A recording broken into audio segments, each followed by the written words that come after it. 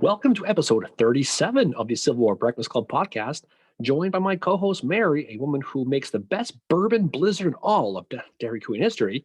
I am only Darren. What is up, Mary? That's right. I do make the best bourbon blizzard at the old DQ down in Kincardine. Despite the fact you were drinking tea today, pretending to be whiskey on your face. You know it, too. You know it. I was having Buffalo Trace, you bastard. That was a fine Lipton's you were drinking, by the way. Aged Lipton's. And I was just about to say you were the most awesome Civil War geek I know with your hat and your cigar picture today for General Grant's birthday. Okay. Well, I resemble that comment. But anyway, so how are we doing Maybe today? You don't. Okay, well, maybe you don't either, but that's okay. Enjoy your tea. Anyway, well, this episode's starting off swimmingly. Anyway, so how's your day going? How are you? Great. How are you? Well, I was doing good till about 30 seconds ago, but so far so good now. It's a great thought we day. had a really good day celebrating General Grant's birthday. U.S. Grant 199th, which I think is the bronze birthday anniversary. I'm not sure what the 199th is anniversary, but he celebrated by many today, many in the North specifically, but we will celebrate with bourbon and cigars as we did today to celebrate the great U.S. Grant's birthday. So, well, it's been fun. He'll come up today. We'll talk about him in our podcast. He will. He'll be kind of on the background, though. He'll be a little on the sideline. We're going to talk about some other people today, but as we're going to talk about the Joseph Johnston, William T. Sherman surrender in the final leg of the this thing called the Civil War we've been talking about for a while. Yep. We are on to our third episode of our Carolinas campaign. So this is our first threesome. It certainly is. So everybody had a good time. we started with the picking up where the march to the sea at Savannah. We did Savannah into the Carolinas to cover the first part of the campaign. And then the second episode was about the Battle of Bentonville, which is where we are going to pick it up today. But we got to talk about what we're drinking first. Oh, that's right. So why don't you go first since you are shorter? Maybe someday I won't be. Okay, well, that's not creepy at all, but go ahead. Enjoy. I'll always be younger though, right? Go on. Anyway, so I am drinking Take a Hike, which is probably what you're going to tell me to do at the end of this episode. Long hike of a short pier here. Double dry hopped ale, which is from Upper Thames Brewing Company out of Woodstock, Ontario. And I chose this one just because we're wrapping up our discussion about the Carolinas and the Carolinas campaign. When they get to Goldsboro, that's where the March to the Sea ends. So they've essentially been on a very long hike. And I'm drinking it out of my mug that has Sherman's staff on it because the mug not only has Sherman on it, but it's got Howard and Slocum on it as well. And plus Jefferson C. Davis and all those fine people we've been discussing throughout these three episodes. You get the whole band. Myself, I'm drinking Knockabout Campfire because Sherman's in this one. So we're going to talk about fire. Nice. And since it is U.S. Grant's birthday, I'm drinking out of my Unconditional Surrender U.S. Grant mug. And so we will celebrate both of them today. But as you mentioned before, we are talking about this Johnston surrender today. Now, you mentioned Bentonville, but we haven't really done Joseph Johnston any due here. We're going to talk a little bit about his background because he's an interesting guy. He's a guy whose career spans the entire Civil War, Mary. He's there right at the beginning, and he's there literally right till the end. So he born in Farmville in 1807, Virginia. West Point class of 1825, 13th out of 46, which is pretty high considering the cast we've been talking about lately. They're always towards the bottom. I know. He was nominated by John C. Calhoun for West Point. That's who put him in, who was Secretary of War. So it's kind of ironic, that he gets put in by him. He had a good military career. We'll briefly talk about this as we get into it. So he fights in Mexico under Winfield Scott at the Surge of Veracruz. He gets wounded fighting under General David Twiggs. We talked about him a few weeks ago, Mary. He was the guy in Texas who gave up the forts during the initial secession. Yep. And he fights at a battle called the Battle of Cerro Gordo, which is Spanish for Fat Mountain. So hate to be the prom queen who lived on that hill. Jesus. That sounds kind of like Fuck Mountain. Well, it's almost like Big Round Top, sort of. Think about it, sort of. Yeah. I don't know. Fat. Where do you live? I live on Fat Mountain. Okay. Is that down the street from Rough and Ready? Oh, I hope so. God, interesting Friday night in that town. But he, so he's gonna stay with Virginia. They're gonna secede in April 17th, 1861. He was the highest ranking officer at the time to do so. He was a brigadier general in the regular army, And he has a quote. He says, "I naturally determined to return to the state I was a native and will fight for their defense." And so he stays with them. He's at Bull Run.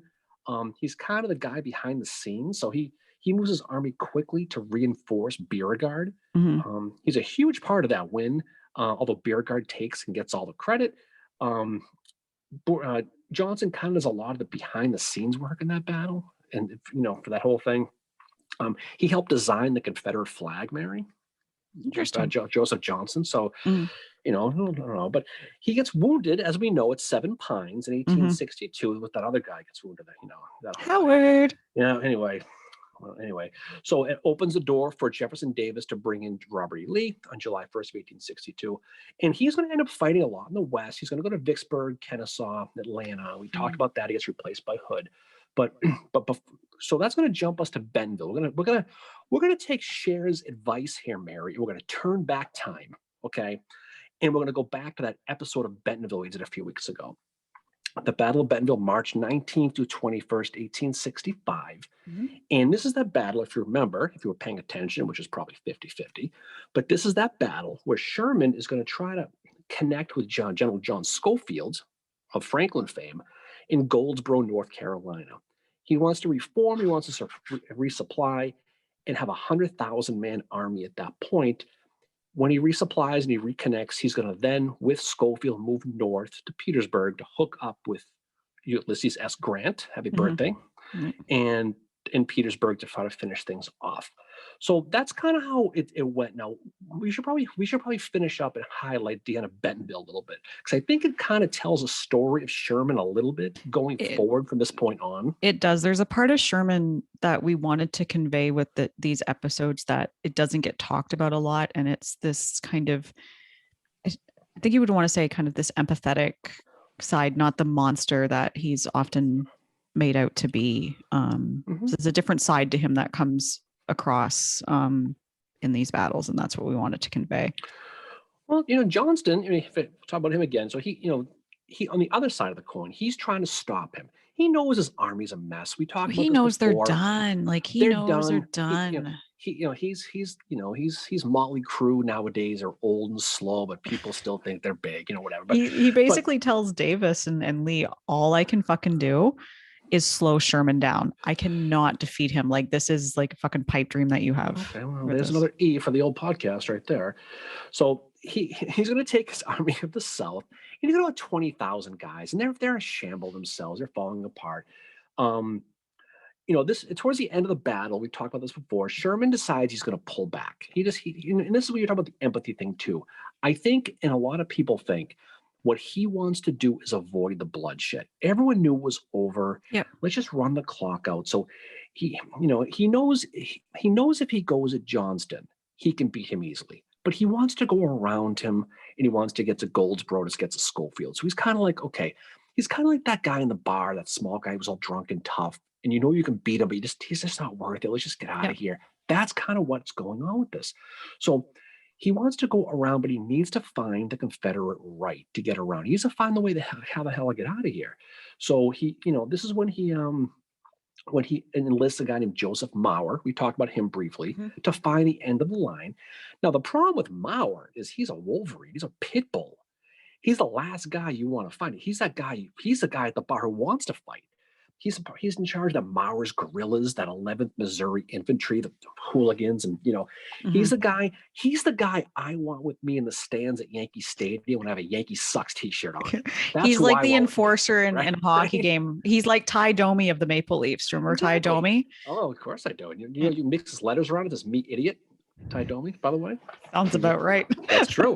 Anyway, so Maurer's going to take his 2 brigades, and he's going to, even though it's a reconnaissance, we call it reconnaissance in force, he's going to go and try to recon, but he's going to end up kind of getting a fight with them. He hits that rebel line with that 64th Illinois, and the 64th Illinois has got those Henry repeating rifles that can fire 13 shots as fast as you can click. As you pull the trigger, it's going to shoot.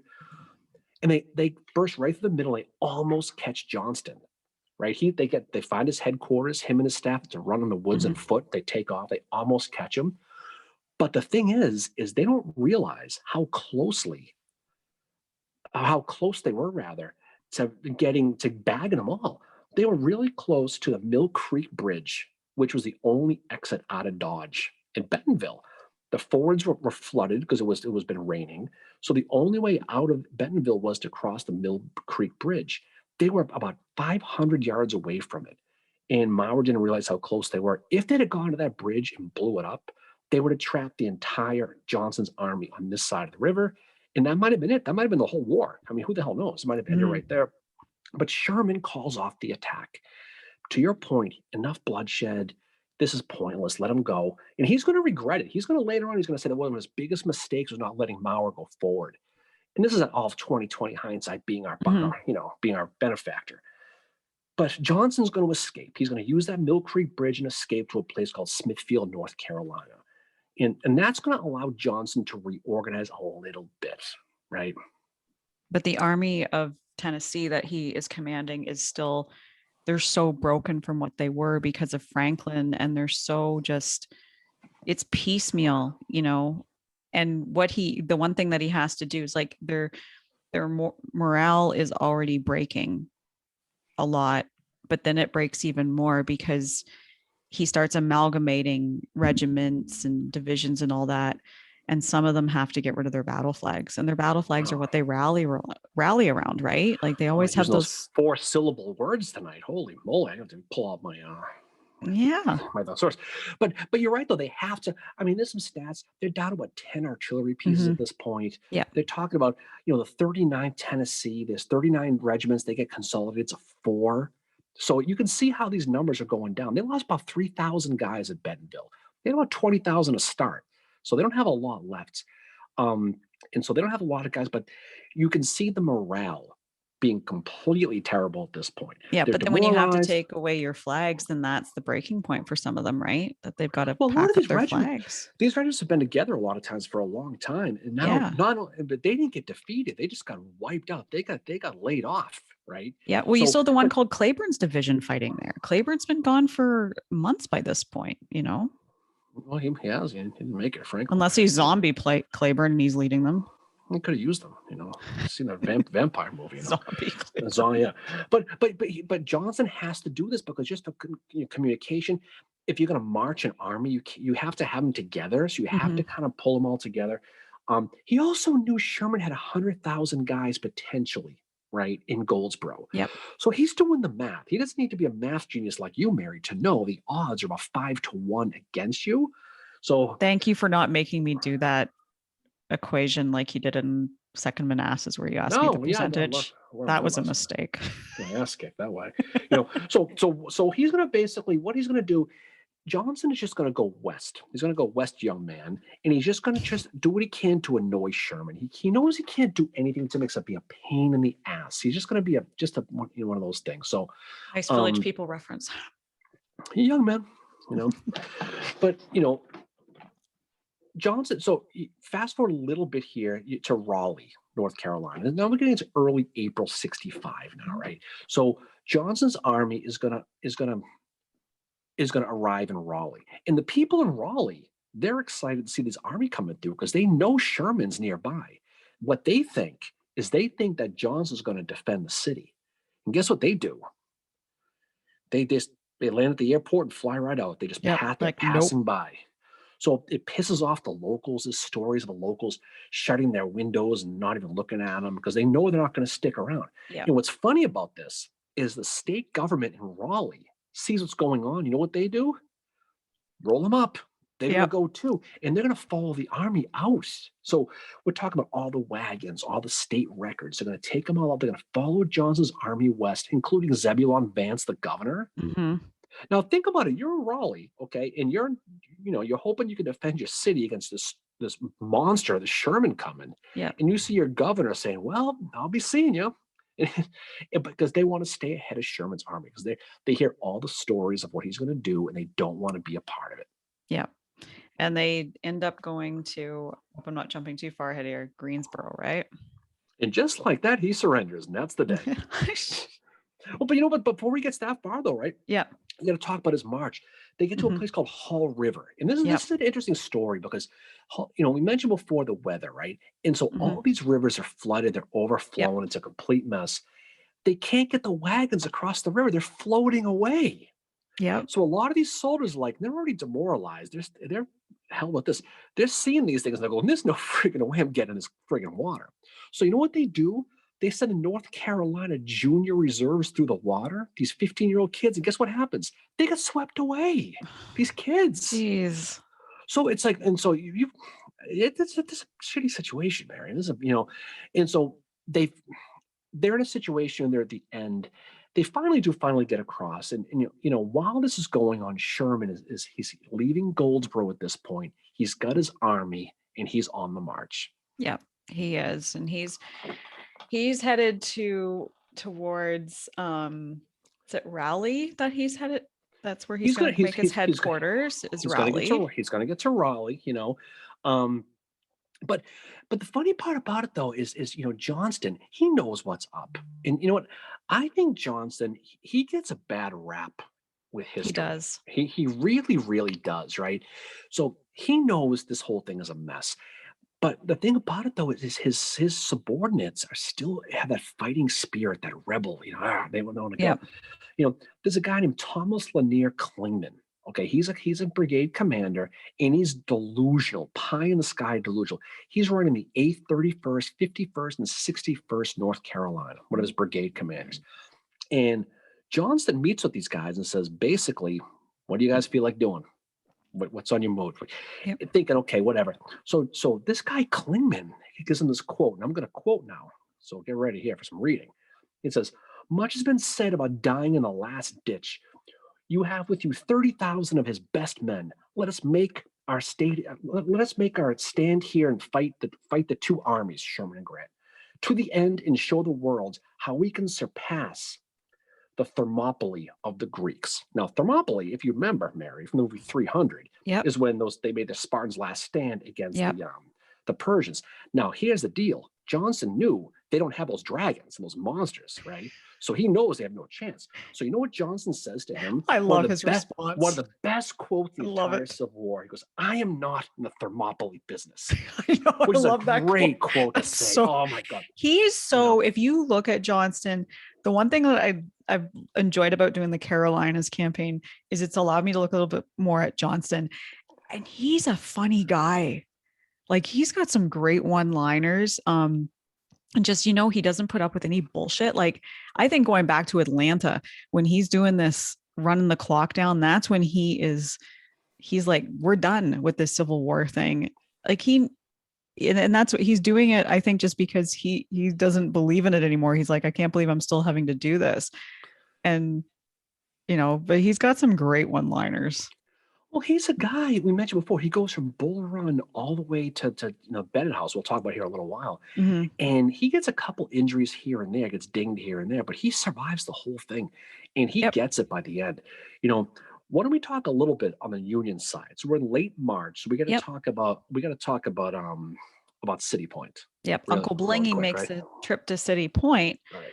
Late March 1865, which Abraham Lincoln is there visiting General Grant, and Lincoln's going to be there for 16 days. Mm-hmm. So Sherman arrives there on March the 27th, and they go to see Lincoln, who's on the River Queen. So there's two separate meetings in this trip. Lincoln asks about the march, and Sherman says in his memoirs that he seemed to enjoy very much the more ludicrous parts about the bummers and their devices to catch food and forage when the outside thought they were starving. But the funny thing about Lincoln is he's nervous about Sherman being away from all his troops.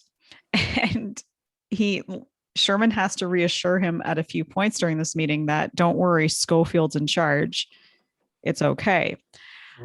So March 28th is this meeting, the more famous meeting on the River Queen, with Grant and Porter, Sherman, and Lincoln. And there's a very famous painting done by, I think it's Healy. There's a fucking rainbow in the background, like outside the window and all this stuff. And like Grant and Porter both look pretty glazed over, and Sherman is dominating the conversation. Songs about rainbows.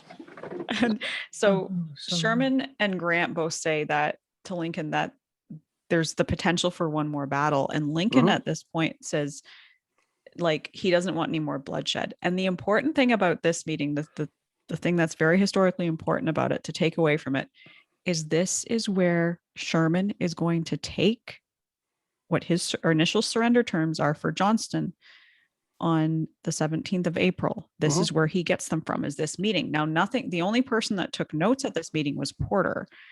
And Porter doesn't actually like pass those along to Sherman until 1866.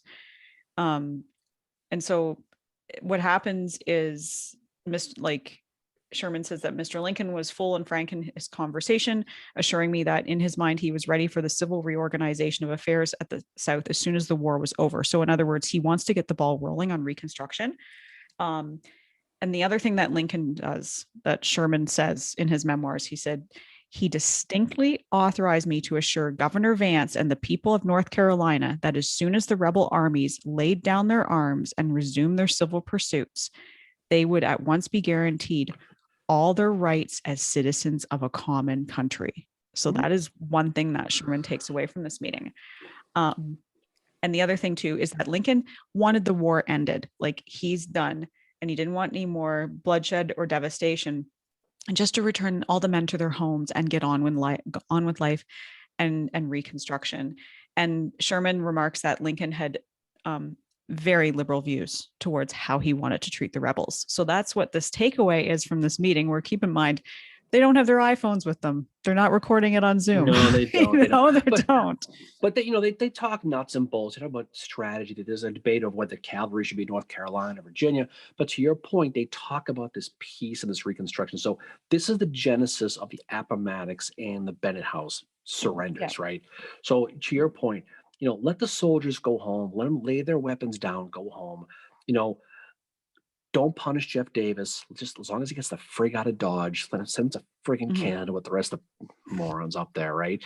But just get him out of it and just be end of it. And they talk about the Lincoln movie, they hint at it, but not so much in that scene. But this is what they do. Now, a couple of interesting things about that old River Queenberry you may not have known about, okay, is after the war, that boat gets sent here to Cape Cod.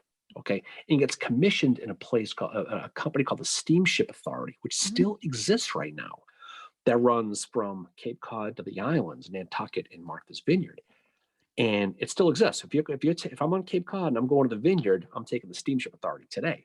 That boat was part of that. That's cool. It ended up by Nathan Saunders on a Fall River of Lizzie Borden fame, and it eventually goes to the Potomac in 1911. And burst into flames because a lantern exploded, but it's got a little bit of local history here, so it's pretty cool to see that, But Sherman, this you can see when we talk later on about Sherman's peace plan with Johnston. You can see exactly where he gets this idea from. He's following orders, and we're going to talk about an event that's going to happen between then and the end. What's going to change things? But Sherman's going to leave City Point, and he's going to return to his army in North Carolina. He's going to go back to Raleigh. So, real quick, April 14th, okay, which is what happens that day, but we'll talk about that later on. Most of his army is sitting in Raleigh. Now, we're talking 90 to 100,000 people in a town of about 5,500. It's a small little city at the time. The army is spread all over this area. There's a place near St. Mary's School, which is full of undulating hills, by the way, Mary, in case you're curious. Rolling hills. And undulations. It's near an insane asylum. There you go. Okay. Sherman, of course, is staying at the governor's mansion because that's what he does. He's going to stay there. But the Union troops are anxious and they're fiery and but they're bored, but they're pent up, right? So, they have to defend Raleigh from the looters, but they're itching for a fight at this point. They've been sitting around. Kilpatrick, Judson Kilpatrick, the cavalry guy, he's gonna catch a local. They're rolling through the town one day, and a local pulls a pistol and shoots at him. And this guy's name is Robert Walsh. It turns out he's on a local. He's a member of the 11th Texas who just took off, and that's where he is. And so Kilpatrick basically says, "Hey, why the hell did you shoot at me?" And he says, "Because I hate Yankees and wish you were all dead in a pile." That's the quote he says. Jesus. So Kilpatrick says, "Okay, you're going to be hanged," and they hang him. Okay, so that's going to be the end of that. So we're not screwing around. So Sherman at this point, we're going to have to jump around time-wise because it's just the way it is. But Sherman finds right around this time on the 14th, he's going to get a message from Johnston basically saying, "Hey, listen, let's get together. let's talk about a little bit of peace, because I think we're done here. Now we're Yeah. going to talk about what's going to happen in between there, but that's around the time when on April 14th he's going to find out from Johnston that what's going on. Yep. So Davis, we're going to go back a little bit of time. I'll give you a hard time for this, but there's no other way to do this. Davis, if you paid attention to our episode last week, which again, 50-50, he's on his retreat at this point. Till April 2nd, he's going to leave Richmond and he's going to start running around. He's going to send a message to Johnston to meet him in Greensboro. If you remember, he's going to stop in Greensboro, then he's going to go to Charlotte. Remember that from last time? Mm-hmm. Greensboro is a small little town, about 2,000 people, but it's a transportation hub. It's a farming town. And it reminds me a lot of Gettysburg, right? It's a place where it's a place where there's a lot of ins and outs into the town, but there's not a lot of action that's been happening there. But it's a huge supply depot for the Confederacy, especially for Lee in 1864. It's just right there. There's a lot of railroads coming in and out. Post Bentonville, they're going to start to see a lot of troops coming in, injured troops from this battle. Mm-hmm. And they're going to start rolling into the town, or as I like to say, undulating into the town. And they're going to go into every building they can. It's just like Gettysburg. Every building becomes a hospital at this point. The pews of the churches are laying on floors. Every vacant building is going to be a hospital. Meanwhile, soldiers from Lee's army in the Appomattox are starting to come from the other side. They're all converging on this little town. And then what do you have is friggin' Johnston's approaching army to this town. So you can see what's going on. You got a whole bunch of people all coming together at once.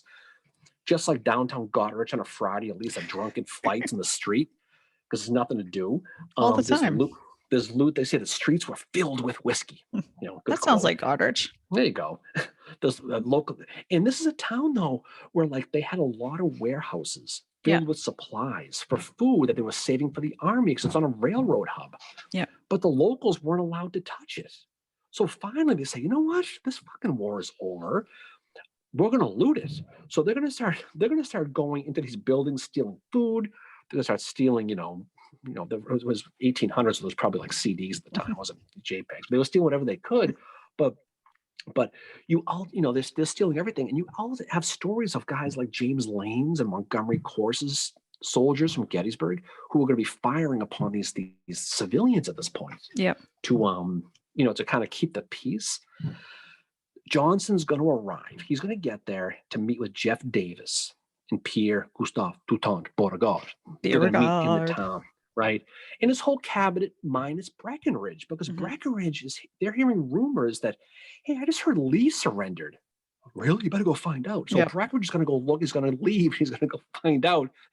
I mean, it's kind of a big thing, but he's going to go. So we're talking April 12th, 1865 is when this is all going on. And they have that council of war. Yeah, and this is actually, Greensboro is considered to be the final capital of the Confederacy. And this is where, as you said, they're going to meet for the last time. And it's said that Greensboro witnessed the demise of the Confederacy.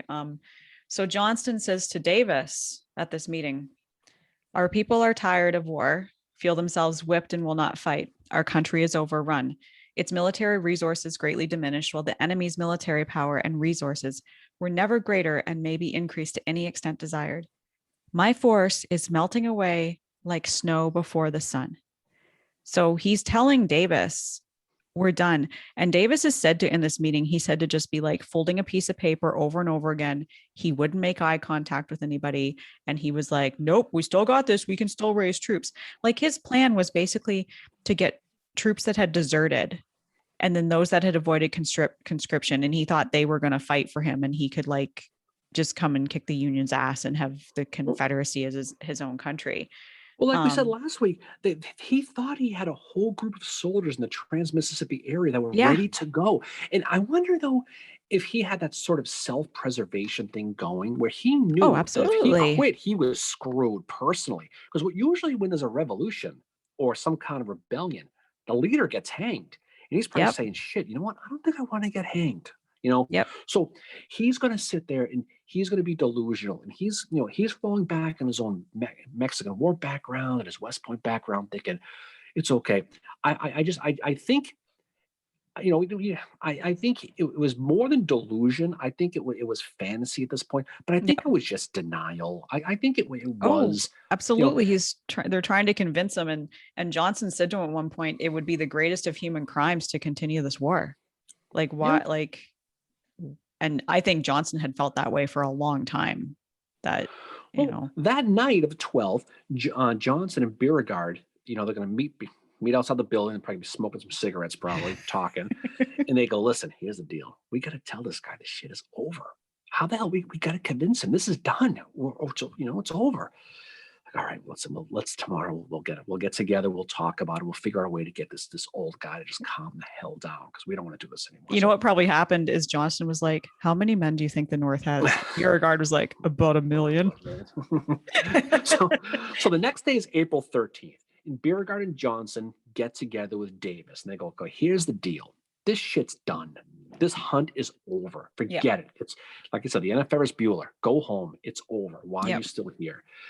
And he seems to acquiesce to this. This is what's funny about Davis. He seems to go, okay, I guess.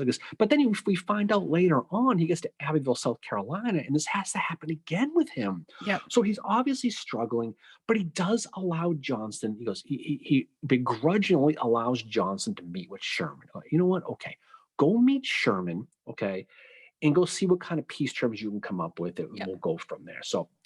Mm-hmm. So this is when the next day, like I mentioned a few minutes ago, Sherman on the 14th gets that message from Johnston saying, hey, what are you doing tomorrow? You want to get together and hang out? Yep. Okay, somewhere around. So come meet me down here and we'll talk. So he's going to go to Greensboro.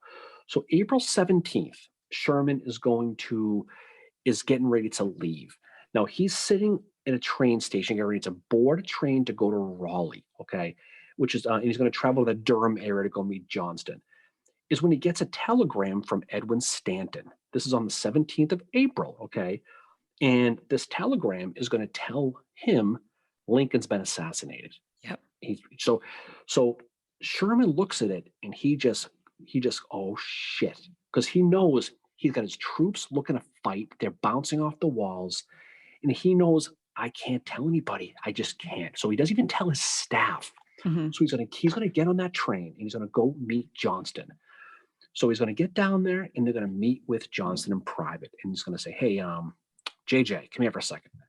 And they're going to meet. That's what I've called him for years. Right? They're going to meet in private. Now, unlike Appomattox, there's no pomp and circumstance. There's no silent witness. There's no troops.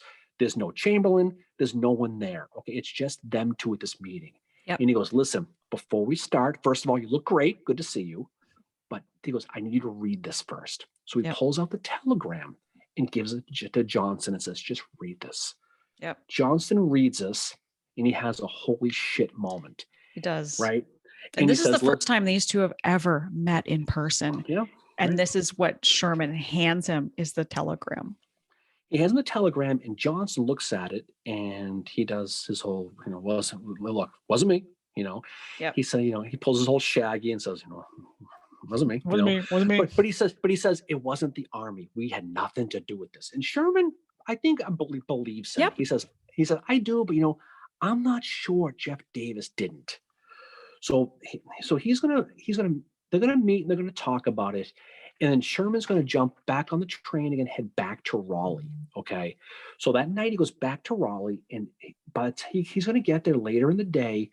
And when he gets off the train, the rumors of Lincoln's assassination are kind of starting to spread a little bit. Now, they're rumors. No one knows. Yeah. But people are starting, the soldiers are hearing this. They're starting to talk about it. It's not substantiated. The soldiers who believe it, they're pissed. They want friggin' blood. They want to keep fighting. They're yelling to because they knew Sherman was going to make peace. They yelled at Johnson, please don't make peace with Johnson. Please, no. They want to go. This is when Sherman issues Special Order number 56.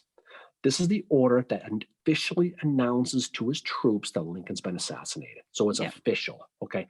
This is his Kevin Bacon Animal House, all is well message. He says, just calm the fuck down. We need to calm down. That night, okay, and this is a cool story. I've always liked the story about the Raleigh story. That night, 2,000 soldiers from the 15th Corps under Black Jack Logan, here's Blackjack again. Yep. they're camped near the undulation on Dix Hill, right? And they are friggin' mad. They fire up torches and they're going to go burn Raleigh down. They're going to go burn the friggin' town. And Logan says, he stops. There's a bridge that connects where they were. He stands the bridge and goes, "Stop, you're not doing it." And they go, "Fuck you, we're doing it." Yep. And they're gonna keep going. So Logan starts pulling cannon out, loading with freaking canisters, saying, "I'm gonna use this on your asses if you don't stop right now." Mm-hmm. And they finally go, "Oh, okay, I don't think I want to deal with the canister." So they go back. So it's ironic of all the stuff we've talked about with Blackjack Logan on the whole March to the Sea. If he was in charge instead of Howard, Yep. he's the adult in the room. And I know. the funny part about this, the city of Raleigh literally names him to the Centennial Hall of Fame for their city for this. Oh my So God. he gets a plaque for saving the city from being burnt down. Blackjack Logan in Raleigh, and it's still there. Oh my So, God. so Wow. he's named to the all-time Hall of Fame in the city, Blackjack Logan of Raleigh, because he would not allow the city to be burnt, which I think is so ironic and so hilarious. I know. It's just such a great story. But this goes to show now Sherman's got a problem now, right? Oh, he does. He does. And do you know who was in charge actually when he was at Bennett Place in Raleigh? Was OO was the one that he left in command. But it's OO tells actually a different story of Raleigh, which I found really interesting from all the other reports that I read, that OO said that the effect, okay, and I guess OO for our listeners, talking about Howard, probably know that by now if you're a regular. Howard said the effect upon our soldiers was different from what we had anticipated. For their sorrow seemed to overwhelm them for a time, and there was little thought of revenge. The instinctive feeling was quite universal that the war was substantially over, and the work of the assassination was that an act of a few madmen. Yeah, that's really some really good revisionist history on O's It is. part right I know. there. I was reading that and I'm Okay. like, you're bullshitting, Howard. It's like, I mean, it was, but so the sun does rise the next day on the 18th of April. Yeah. And Sherman's going to meet with Johnston again, and they're going to go back and they're going to meet again. And he's going to take that peace offering that we talked about from the River Queen to Johnston. Mm-hmm. Very generous terms. We're going to protect your officers. We're going to protect your politicians. It's obviously in clear this is the terms they get from the River Queen, from City Point. Mm-hmm. And the agreement's signed. They agree. Johnson's very, very happy. But Sherman knows, I just need to get approval from Washington first, and this is all set. So stand by. So as you can imagine, this is post-assassination now, okay? And you know the mood of the city of Halleck and Stanton. We talked about this with the assassination trials, right? They're going through a bloodlust now. So they get this peace offering that says, everyone walks home, we all sing Kumbaya, we hold hands at the campfire lights, make some s'mores, and we all go home. And they're going, fuck you, we're doing no way. Someone's going to friggin' pay. So they reject this thing. They reject this thing hard. They want someone to pay the price. So he goes, listen, we're going to send Grant. We're going to send him to Raleigh to deal with Sherman and just deal with this guy because he's being so soft. Yeah. So this is post-Appomattox, post-assassination. So now the whole world has changed. And so now poor Johnston, he's left standing in the rain holding his diaper. So April 23rd, Johnston gets the text on his Android, that the peace deal was rejected by Washington. And he tells Davis. And this is where you got to give Johnston credit, Mary. Mm-hmm. You got to give him credit for this. He tells Davis they ain't having it. So so Davis goes, well, you know what we got to do now then? You need to reform your army. You need to go to Texas and resume the fight. And you know what Johnston tells him? Fuck that. He says, fuck you. Big time. He disobeys a direct order and he doesn't do it. And the reason that these terms are rejected is because like Sherman got into some civilian and political matters. He wasn't supposed to do that. And I think kind of if you think of the psychology behind this, so he's going in there, he's meeting Johnston for the first time. They both are in agreement that the war needs to be over, but Sherman's going in there like probably high emotion, right? And he's remembering this meeting that he's had with Lincoln, and Lincoln is somebody who he held in very high regard.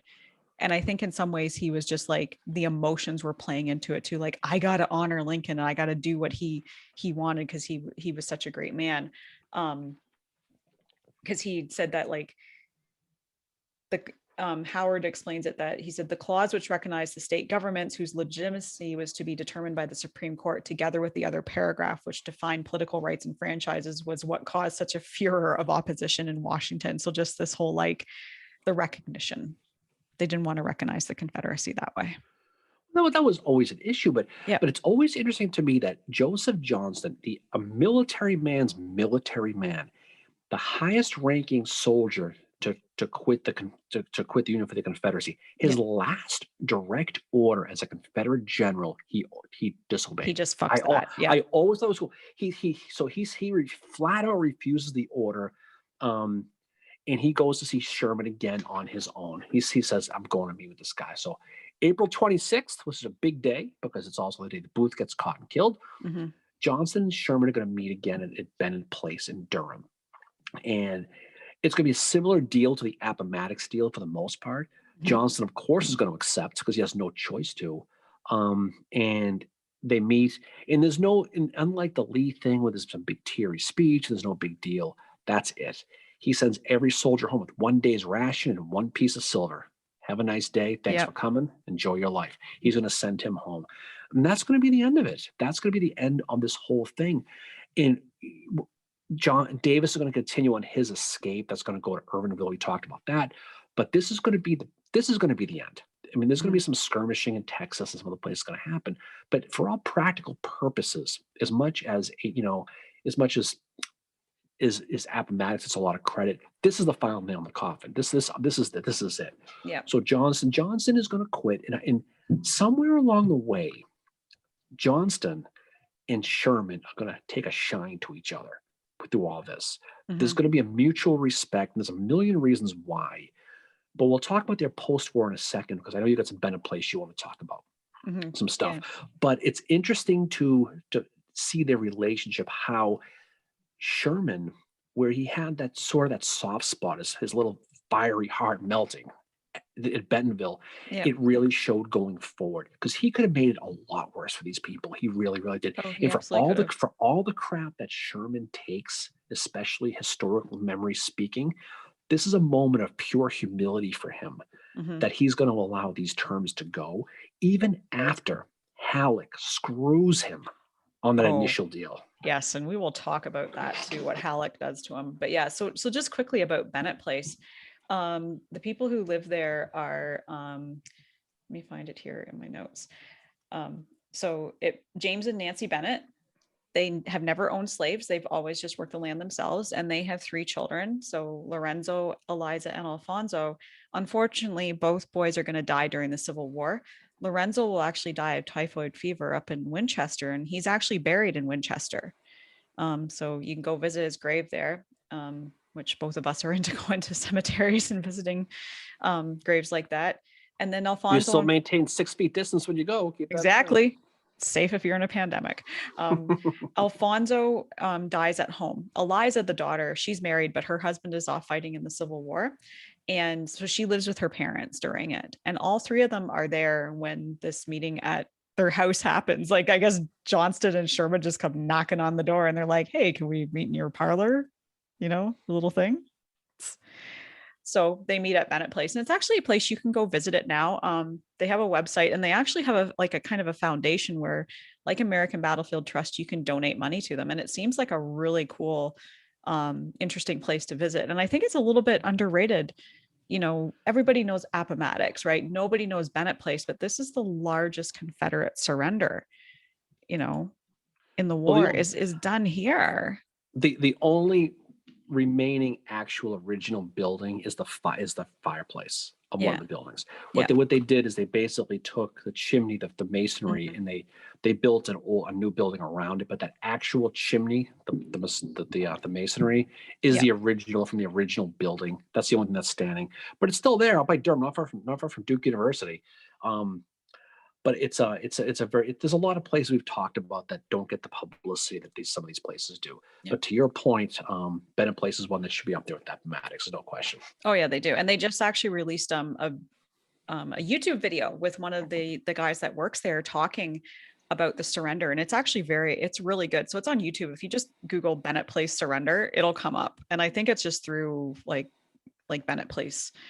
But they released it a few days ago, and it's really it's about 45 minutes long, and I listened to it the other day. It's really it's quite interesting. Definitely a place to visit post-COVID as well. Seems like a cool spot. What are you going to say when you can't say post-COVID anymore? I don't know. You're still don't know. I should probably stop saying it. COVID's been gone for 30 years. What the heck? Stop saying it. Shut up, but anyways, just edit that one out. Yeah. So I think we want to end this episode on a high note. So should we talk about Halleck? And well, I think we want to talk a little about the post-war with Johnston and Sherman, though. Yeah, that's what I meant. That's what I meant. Ending on a high note is ending with that. Oh wow, cool. Anyway, so Johnston and you got to read this. We got to talk about the letters first of all to Sherman and Halleck. We got to talk about that. Oh, but yeah, right. So we'll do that. But then we try to talk specifically about the post-war relationship between these two. Absolutely. Johnston and Sherman become frickin' frack after the war, and they end up being very close friends. They're, Freemasons possibly. Johnston certainly was. Sherman probably was. But these are regular dinner guests at the in Washington D.C. Johnston, through all the war, through all the reputation, he would never allow anyone to speak ill of Sherman in his presence, would never allow him to do it. Ironically, Johnston, after the war, ends up working like Davis in insurance companies. They must have been hiring. Are you a former Confederate? We're hiring. Yes. They must have all gone. So he ends up doing that. He ends up being elected as a congressman later on, ends up being on the commission of the railroads under Grover Cleveland. And, it's going to continue on. And then we'll talk about the funeral here in a second, but you've got to read that letter. Oh, the letters between. You got to read that. So we talked about that when the whole thing went down with Stanton and Halleck and Sherman with the surrender. Halleck gets involved. And we all know when Halleck gets involved, things get a little bit dicey. And he's so fucking two-faced, and Sherman saw right through him in this instance. So he actually, what happens is, let me find it here in my notes because I'm so organized. I'll put you on the spot here. Stanton had written to Halleck after April 21st, telling him that Sherman had thrown away all the advantages we had gained from the war, affording Jeff Davis an opportunity to escape with his money. So then Halleck tells Stanton, oh, dude, I know from reliable fucking resources that guess what? That is indeed true. And Davis was trying to make a deal with Sherman so that he could escape with the Confederate treasury. So Stanton, being Stanton, leaks this to the press. And the New York Times publishes it, and the media has a heyday with it, like completely. Apparently, it has as much coverage as the Lincoln assassination did. So Sherman, there is just this media shitstorm, and we all know how Sherman feels about the media. And Howard says in his memoirs, like by this point, it's coming out in the papers when Grant comes to Raleigh to smooth things over with the surrender. Howard said that friendship saved the whole thing because Sherman was absolutely livid at what had happened. I have a really good quote from Schurz. He's in the Carolinas at this point with Sherman, and he said that when it happened, when Sherman found out about the media and what Halleck had done and Stanton had done, Sherman apparently paced up and down the room like a caged lion and without addressing anybody in particular. And he had some eloquent language of furious invective, which for a while made us all stare. So he's just letting out whatever slur of swear words, probably like me on a Saturday night, Monday, before I pass Tuesday out. morning, Wednesday afternoon. And so like, this is just, he's basically like Grant says, it's almost like Sherman was denounced. So Sherman's going to be going up to City Point after the surrender. And on May 7th, he writes to Halleck, and it's just a few sentences long. And he says, we're not friends anymore. I will come to City Point tomorrow and march with my troops. and I prefer we should not meet. His troops do not salute Halleck as they walk by him at all. Like, they got wind of what he'd done to Uncle Blingy and they didn't like it. But then Sherman on May 10th, because Sherman doesn't know when to stop. He writes him another letter, and he says, and I was going to put this in modern day terms, but you know what? Sherman writes it so well, I couldn't. He said, I received your cipher dispatch last evening and have revolved it in my mind all night in connection with that telegraphic message of April 26 to Secretary Stanton, and by him rushed with such indecent haste before an excited public. I cannot possibly reconcile the friendly expressions of the former with the deadly malignity of the latter, and cannot consent to the renewal of a friendship I prize so highly, till I can see deeper into the diabolical plot than I now do. Basically, dude, you fucked me over, and I know you did. Like, he's pissed.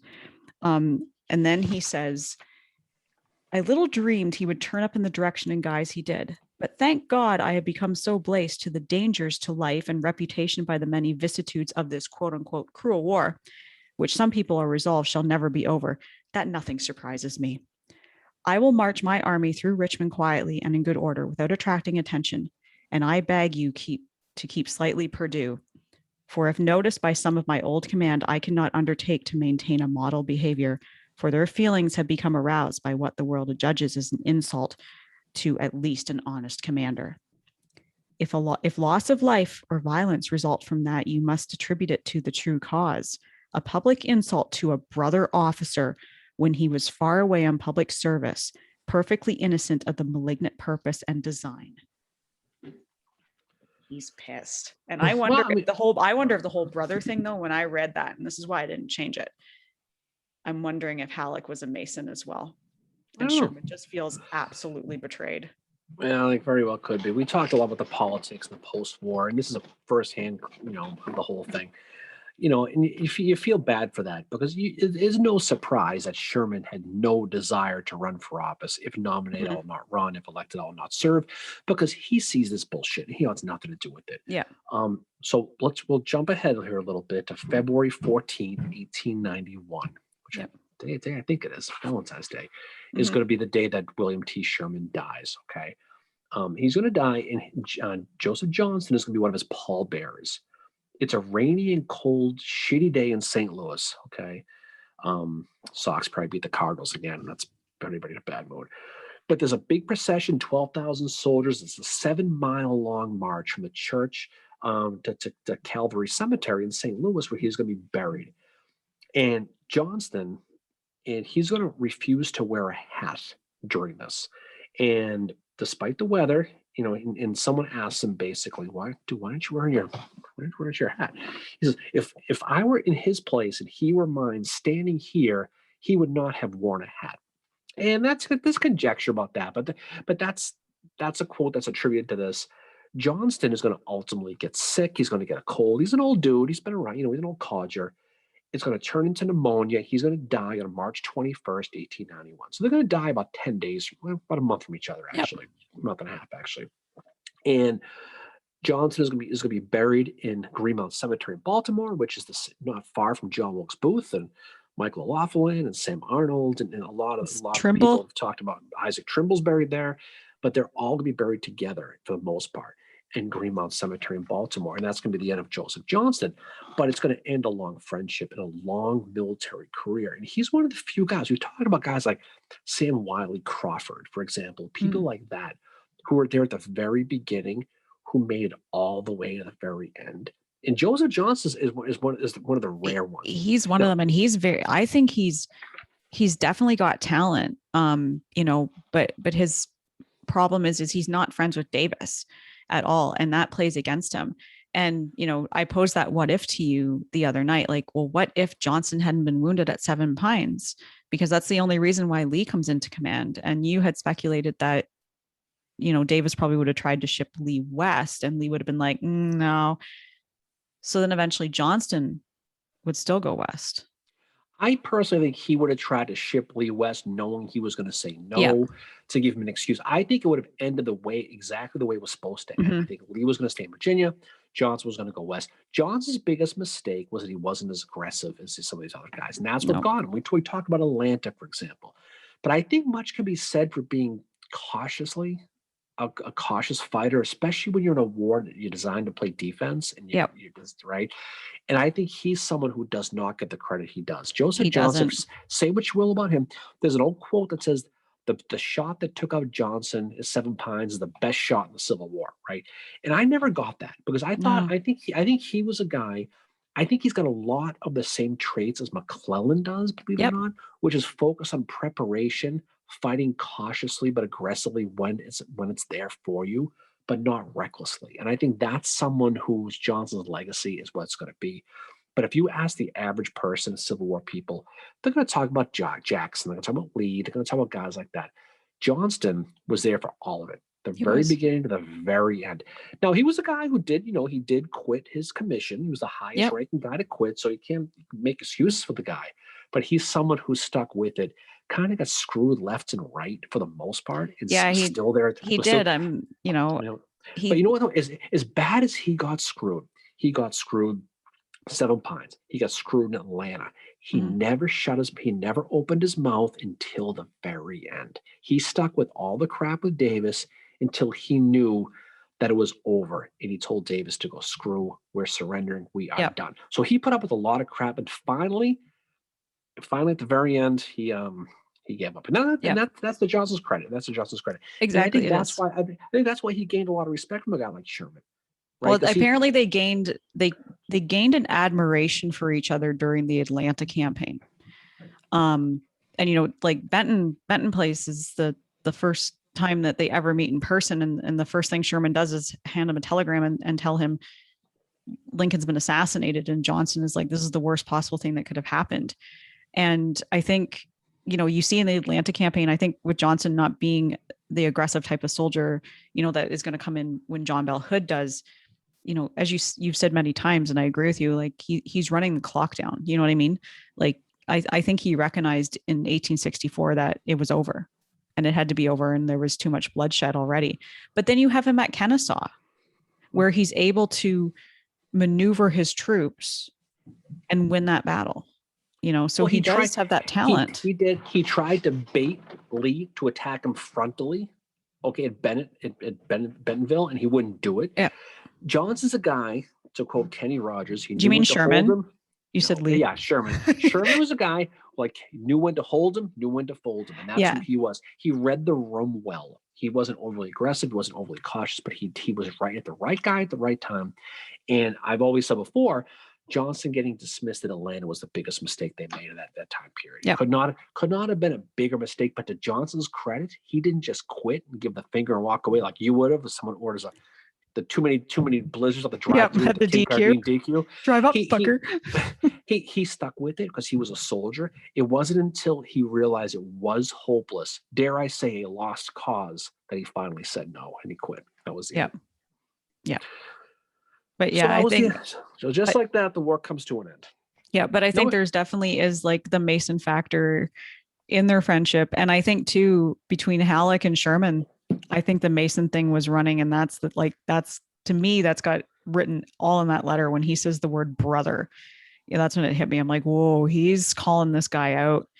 So we see this like a couple of the takeaways from this is like you see this friendship form between Johnston and Sherman. And I sometimes think that they might have been a little bit closer than what Grant and Sherman were, which that's going to be an unpopular opinion, but that's just, I don't know. I just get that feeling about their friendship when you read between the lines and how they were with each other and how they seem to hit it off right, almost immediately. But then you have the other side to it is this friendship dissolving between Halleck and Sherman, that they were just this one instant they were done. And Sherman basically just tars and feathers him with these 2 letters and with his soldiers not saluting when they walk by. But then the other thing too, is the Grand Review in Washington, and Sherman has the last laugh with Stanton and he refuses to shake his hand when he goes up on that podium. And, Stanton is an asshole in this as well for what he does with going to the media. He totally made it personal, like typical Stanton, right?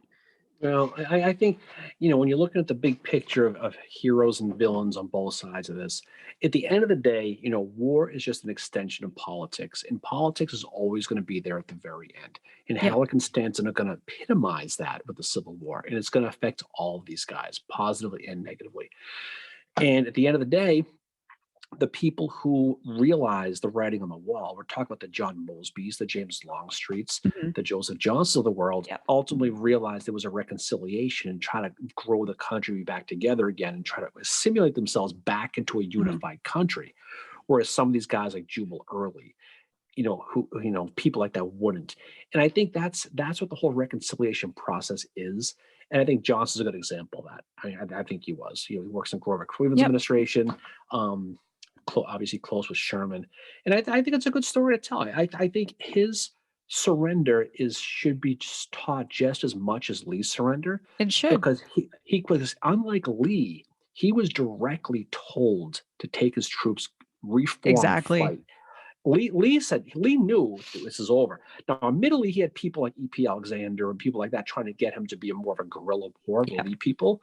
Mhm. But Johnston went against direct orders and said, no, no more bloodshed, no more. Yep. And I think that's why Sherman respected him, because I think they were both on the same page together. Yep, they were. And the other thing too about this is a side of Sherman that doesn't get talked about a lot. Like historical memory Sherman, which we'll be talking about when we read our next book club book, which is Through the Heart of Dixie, explores that, the march in historical memory, which includes the historical memory of Sherman. Like, you don't hear the word empathy applied to him a lot, but I think in this case, I think that visit to City Point and being able to meet face to face with Lincoln and hear what Lincoln had to say, and remembering all that. And I think that, coupled with the assassination, put his emotions very, very high that day on April 17th. And he just wanted to do what he thought Lincoln wanted. And the thing is like, you have Stanton and Halleck going against Sherman, but you have all his troops rallying with him. Like even Oliver Otis Howard said that Sherman was completely done wrong by Stanton and the media and all that. And Howard said Sherman was just trying to do the right thing at that time. Mm-hmm. So Sherman has the support of the Army in this. This is not something that the Army did not support, which tells me that this was the personal game by Stanton and Halleck. Well, Sherman's whole thing, he said all along, going back to Nashville, he said you got to win a hard war, but you know what though, by fighting a hard war, it's going to be ended quicker, and you're going to save more lives than it's going to be at the end of the day. So, people in the South don't agree with that all the time, and that's fine. But I think at the end of the day, what Sherman did ultimately was save lives. You can prove it right at Bentonville. He could have destroyed Johnston right then and there, but he just basically walked right by him. And he offered him pretty good peace terms. And he ultimately, he didn't get the terms he originally wanted, but Johnston got pretty good terms at the end of the day. Mm-hmm. And they had a remaining life of friendship for it until the very end. And I think if Johnston had died first, you would see Sherman there as a pallbearer. Exactly. Now, who knows if he wore a hat or not, Mary? Well, Johnston said no. He wouldn't have been wearing his hat. but if he did, I think that's what that was. So I think it's a good place to drop off right there. I think so too. I think it's a good story to tell. This is all about talking about people, about humanity, about understanding these people as individuals. And I think as you get to know these people like we have, and anybody else who studies these people, you get to see their mindset a little bit and how the wheels turn and how this whole thing comes together at the end of the day. Well, you can see the emotion in that Sherman put in that letter to Halleck, that you can see that he's emotionally hurt. These are not just like, dots on a battle map. These are humans with feelings. And he clearly valued the friendship he had with Halleck, what he's writing in that letter. And Halleck completely backstabbed him by doing what he did, saying to Stanton, oh yeah, I got reliable information that this is what's actually happening, and yeah, it's like, just see them as humans, and that they've got emotions that are playing into this too, and there's friendships and everything else. They're not just automatrons on a battle. Nope, I think it's a good story to tell. You always study these people as people, because that's exactly who they are. They have the same goals, same dreams, same everything as people do today. It's just they were from a long time ago. So what's next? So we will have had our roundtable by the time this episode drops on Saturday. So I'm sure that will have been a great time. And we're going to be doing our Facebook Live at 10 o'clock on Saturday. We had to do it Sunday last week just because we had some other stuff going on. Back to Saturday. Our next episode, we're going to be doing part 1 of Chancellorsville. So that's going to be a 2-parter for us. And yeah, that's what we've got going on over the next few weeks. It'll be a good time. Chancellorsville, we'll talk a lot.